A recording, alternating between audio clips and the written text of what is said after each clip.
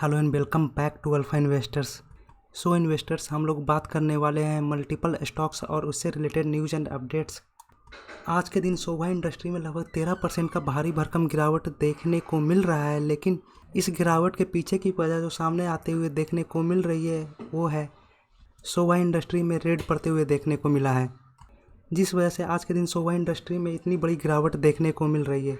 अगर हम लोग इसके इंडस्ट्री की तरफ देखें, ये किस इंडस्ट्री से रिलेट करता है, तो ये रियल एस्टेट इंडस्ट्री से रिलेट करता है। और जब हम लोग मैक्स की चार्ट की तरफ बढ़ें तो मैक्स की चार्ट ये क्लियरली इंडिकेट करते हुए देखने को मिलता है कि ये स्टॉक्स इन्वेस्टर्स के लिए नहीं है, क्योंकि इस स्टॉक्स में अप्स एंड डाउन्स या फिर वोलेटिलिटी की बात करें तो बहुत ही ज़्यादा देखने को मिलती है।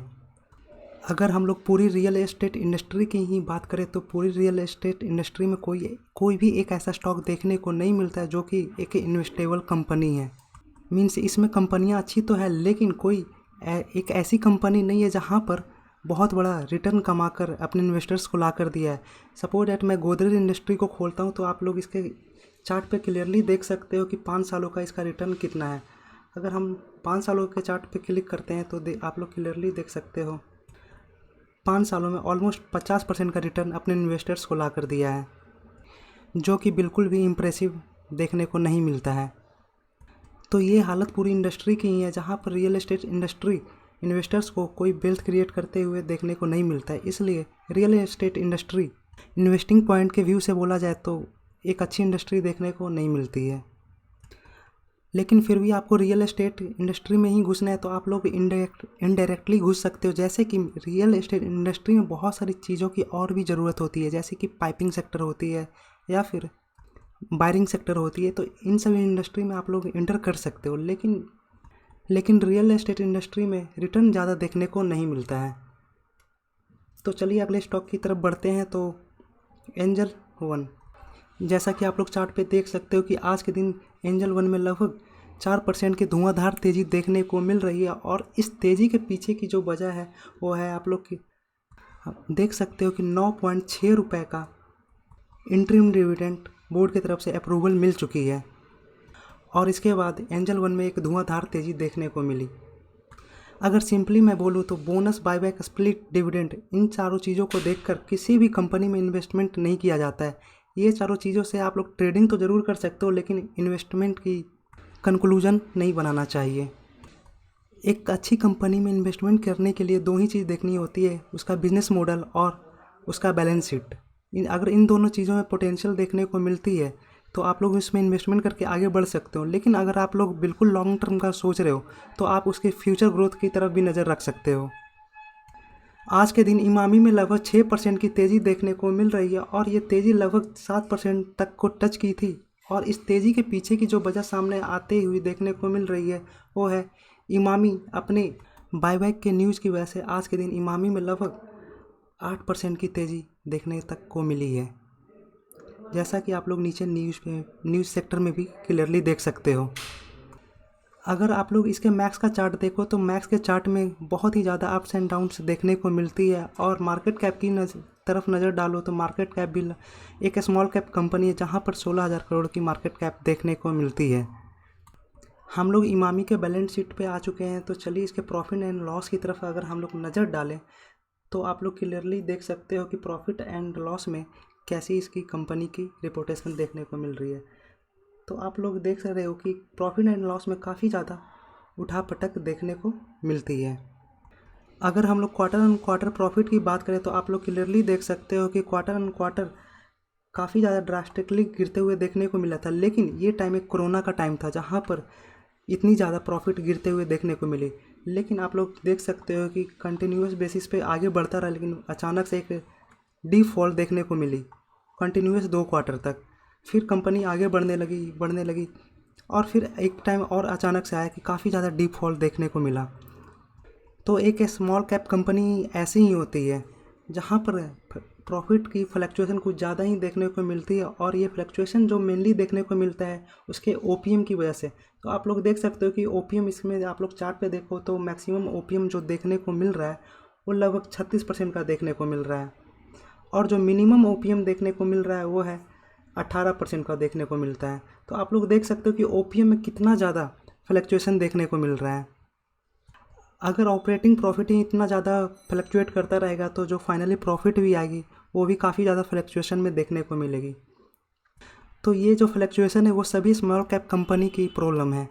आप मोस्ट ऑफ दी कंपनी में देखोगे कि ओपीएम काफ़ी ज़्यादा फ्लक्चुएट करते हुए देखने को मिलेगा और वो company mainly small cap company ही होगी। अगर आप लोग शेयर होल्डिंग पैटर्न की तरफ देखो तो आप लोग क्लियरली देख सकते हो कि share holding pattern continuous basis पे बढ़ते हुए देखने को मिलता है। और जब पब्लिक की या फिर बिग हैंड की बात करें तो बिग हैंड से हमेशा शेयर छीनने की कोशिश की जा रही है, जो कि काफ़ी ज़्यादा अच्छी न्यूज़ है। सबसे बड़ी प्रॉब्लम जो एफएमसीजी सेक्टर में देखने को मिलती है एक स्मॉल कैप कंपनी के लिए वो है उसे ग्रो करना, क्योंकि एफएमसीजी सेक्टर में बहुत ही ज़्यादा कंपटीशन देखने को मिलता है और बीच का गैप बहुत ही कम देखने को मिलता है। हाई कंपटीशन में बिजनेस करना बहुत ही ज़्यादा टफ हो जाता है, जिस वजह से एफएमसीजी सेक्टर में सक्सेस रेशियो भी थोड़ी डाउन देखने को मिलती है। अगर ये आईटी कंपनी होती तो हम लोग बिल्कुल एग्रेसिव होकर इस कंपनी की तरफ आगे बढ़ सकते थे, लेकिन ये एफएमसीजी सेक्टर है तो काफ़ी सोच समझकर इस कंपनी में आगे बढ़ना होगा। अगर आप लोग इस कंपनी में इन्वेस्टमेंट के बारे में सोच रहे हो तो अपनी इन्वेस्टमेंट का या फिर अपने पोर्टफोलियो का 1 से 2% से ज़्यादा इस कंपनी में ना डालें। फरवरी मंथ में यूके का इन्फ्लेशन डेटा सामने आते हुए देखने को मिल रहा है, जो कि बहुत ही नेगेटिव है। अगर में यूके में इन्फ्लेशन कंट्रोल नहीं हो रहा है तो हमारे इंडियन आईटी सेक्टर पे भी काफ़ी ज़्यादा लोड बढ़ने वाला है। मीन्स उसके जो मार्जिन होंगे या फिर उसकी रेवेन्यू लाने में काफ़ी ज़्यादा डिफ़िकल्टीज़ का सामना करना पड़ेगा। जैसा कि जेपी मॉर्गन ने अपने कुछ दिन पहले रिपोर्ट्स में बताया गया था कि इंडियन आईटी कंपनी काफ़ी ज़्यादा सफ़र करने वाले हैं, क्योंकि इंडियन आईटी कंपनी अमेरिका और इंग्लैंड या फिर यूरोपियन कंट्री पे काफ़ी ज़्यादा डिपेंडेंट देखने को मिलते हैं। आज के दिन जोमेटो लगभग 53 रुपये पे ट्रेड करते हुए देखने को मिल रहा है, लेकिन अगर हम लोग न्यूज़ की तरफ नज़र डालें तो न्यूज़ में ग्लोबल एक्सपर्ट 65% तक भाव चढ़ेगा और अभी की बात करें तो ऑलरेडी 65% का ये टूट चुका है। लेकिन आगे की जो फॉरकास्ट की जा रही है कि यहाँ से मतलब कि करेंट प्राइस से 65% तक और ऊपर जा सकता है जोमेटो। अगर ये सभी न्यूज़ की बात करें तो ये सभी न्यूज़ ट्रेडिंग वेट न्यूज़ होती है, जहाँ पर आप लोग इस न्यूज़ को लेकर ट्रेडिंग तो कर सकते हो, लेकिन अगर इन्वेस्टमेंट की बात करें तो इन्वेस्टमेंट के लायक अभी ये कंपनी नहीं बनी है। हम लोग जोमेटो में इन्वेस्टमेंट के बारे में तब सोचेंगे जब जोमेटो ऑलमोस्ट ब्रेक डाउन के इवेंट आ चुका होगा। अगर जोमेटो की बात करें तो जोमेटो में मेनली 3 पिलर देखने को मिलता है। क्या जोमेटो के सर्विस से रेस्टोरेंट वाले खुश हैं या फिर नहीं। और दूसरा होती है पब्लिक, क्या पब्लिक जोमेटो के फूड क्वालिटी से या फिर जो लाने में जो एक्सपीरियंस है, जो टाइम डिले होता है या फिर लाने में जो फूड क्वालिटी का लॉस होता है, क्या उससे पब्लिक खुश है या फिर नहीं। और तीसरा है जोमेटो का खुद का प्रॉफिट मार्जिन। अगर रेस्टोरेंट, पब्लिक और जोमेटो का खुद का प्रॉफिट मार्जिन ऊपर जाते हुए देखने को नहीं मिलेगा तो ये बिज़नेस कभी भी सर्वाइव नहीं कर पाएगी। अगर ये तीनों पिलर मजबूत हैं तभी जोमेटो लॉन्ग टर्म में बिज़नेस कर पाएगा, वरना जोमेटो का बिज़नेस काफ़ी ज़्यादा मुश्किलों में देखने को मिलेगा। आज के दिन लक्ष्मी ऑर्गेनिक में लगभग 1% की गिरावट देखने को मिल रही है, लेकिन हम लोग सबसे पहले देखते हैं कि लक्ष्मी ऑर्गेनिक इतना ज़्यादा गिर चुका है और म्यूचुअल फंड का रिएक्शन क्या है। मीन्स म्यूचुअल फंड क्या कर रहे हैं, लक्ष्मी ऑर्गेनिक में बाइंग कर रहे हैं या फिर सेलिंग कर रहे हैं या होल्ड कर रहे हैं। तो इसके प्रति भी हम लोग लक्ष्मी ऑर्गेनिक में नज़र डालने वाले हैं। तो आप लोग मैक्स के चार्ट पे देखो तो मैक्स में लगभग लक्ष्मी ऑर्गेनिक ने 36% का रिटर्न ला कर दिया है और इसे आए हुए बहुत ज़्यादा वक्त भी नहीं हुआ है। जैसा कि आप लोग चार्ट पे देख सकते हो कि लक्ष्मी ऑर्गेनिक का आए हुए 2021 में आया था और अभी 2023 चल रहा है, तो मुश्किल से 2 साल हुए हैं। और हम लोग इसके मार्केट कैप की तरफ नज़र डालें तो मार्केट कैप मात्र 6000 करोड़ की देखने को मिलती है, जो कि एक स्मॉल कैप कंपनी है। अगर हम लोग नियर टर्म में लक्ष्मी ऑर्गेनिक की बात करें तो नियर टर्म में बहुत सारी न्यूज ऐसा आते हुए देखने को मिला था, जहां पर लक्ष्मी ऑर्गेनिक अपने कैपेक्स पे बहुत ही ज़्यादा फोकस करते हुए देखने को मिल रही थी। अगर कोई कंपनी कैपेक्स कंटिन्यूस बेसिस पे करती जा रही है तो वो कंपनी आज नहीं तो कल जाकर ज़रूर ही एक बड़ी कंपनी बनेगी, अगर उसके मैनेजमेंट बिल्कुल ईमानदारी से काम करेंगे तभी। तो चलिए हम लोग लक्ष्मी ऑर्गेनिक के उस डेटा पे आ गए जहाँ पर म्यूचुअल फंड का रिएक्शन हम लोग को देखने को मिलेगा। तो आप लोग देख सकते हो कि लक्ष्मी ऑर्गेनिक पहले सितंबर महीने में लगभग 9 म्यूचुअल फंड होल्ड किए हुए थे, फिर 10 हुए, फिर 11 और ये 11 कंटिन्यूस चलता रहा, लेकिन फाइनली अभी देखने को मिल रहा है 13 म्यूचुअल फंड। और अगर हम लोग सेलिंग की बात करें तो आप लोग देख सकते हो कि सेलिंग लगभग कंटिन्यूसली बेसिस पे गिरते हुए देखने को मिली है। और फरवरी मंथ की बात करें तो फरवरी मंथ में एक भी म्यूचुअल फंड ने लक्ष्मी ऑर्गेनिक में सेलिंग नहीं की है। और ग्रीन बार जो देखने को मिल रही है ये दिखा रहा है कि कितने म्यूचुअल फंड इसे होल्ड करके आगे बढ़ते हुए देखने को मिल रहा है। तो हम लोग अगर होल्ड का भी पोजीशन देखें तो कंटिन्यूस बेसिस पे जो म्यूचुअल फंड है ये अपनी होल्डिंग बढ़ाते हुए ही देखने को मिल रहे हैं।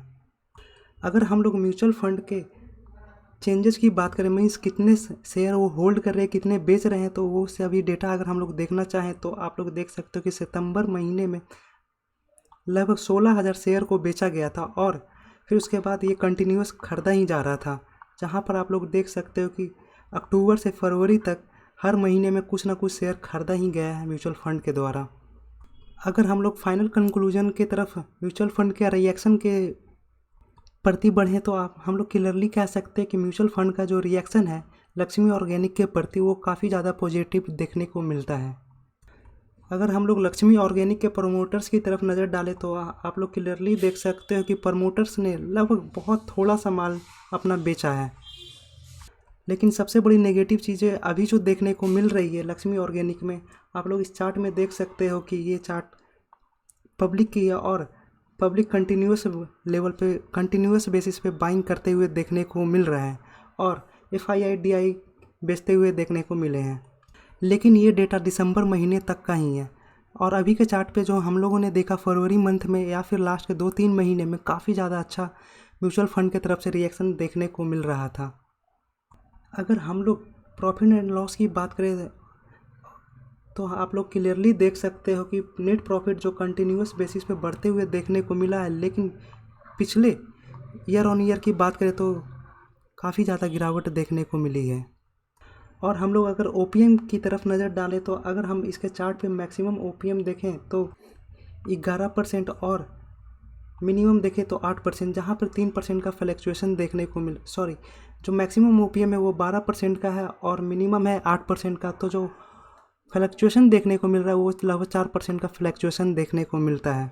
अगर आप लोग इस कंपनी में बाइंग साइड को लेकर सोच रहे हो तो आप लोग इसमें मिनिमम इन्वेस्टमेंट करके आगे बढ़ सकते हो, क्योंकि एक स्मॉल कैप कंपनी काफ़ी ज़्यादा रिस्की होती है और जब भी रेट हाइक का दौर चलता है तो उसी दौर में बहुत सारी कंपनियां, मीन्स अगर हम लोग परसेंटेज की बात करें तो 100 में से 90 कंपनियां उसी बीच में बंद होती है। तो इस बीच में जितने भी आप लोग स्मॉल कैप कंपनी में बाइंग करने के बारे में सोच रहे हो तो काफ़ी ज़्यादा सतर्क होकर और मिनिमम इन्वेस्टमेंट के साथ ही आगे बढ़ें।